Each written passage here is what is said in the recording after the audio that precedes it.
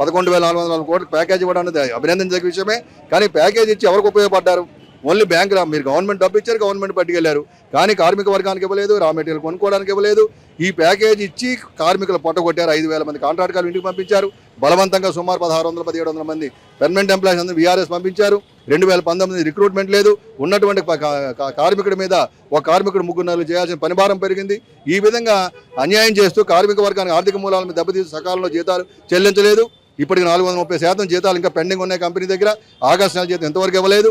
ఈ విధంగా ఏదైతే గతంలో హెచ్ఆర్ఏ సాధించుకున్నాం, లేకపోతే అనేకమైన ఆర్థిక ప్రయోజనాలు, అనేకమైన రాయితీలు ఎంప్లాయీస్ సాధించుకుని అన్ని కూడా మంగళం పాడేశారు.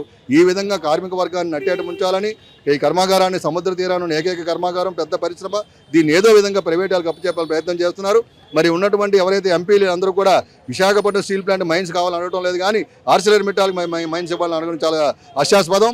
విశాఖపట్నం స్టీల్ ప్లాంట్ ఒక్కటే భారతదేశంలో మైన్స్ లేకుండా ఉంది. అందువల్ల విశాఖపట్నం స్టీల్ ప్లాంట్ని సెయిల్లో విలీనం చేస్తే తద్వారా కంపెనీ ముందుకెళ్తుంది. దాని దిశగా రాష్ట్ర ప్రభుత్వం కూడా డిమాండ్ చేయాలని కోరుతున్నాం.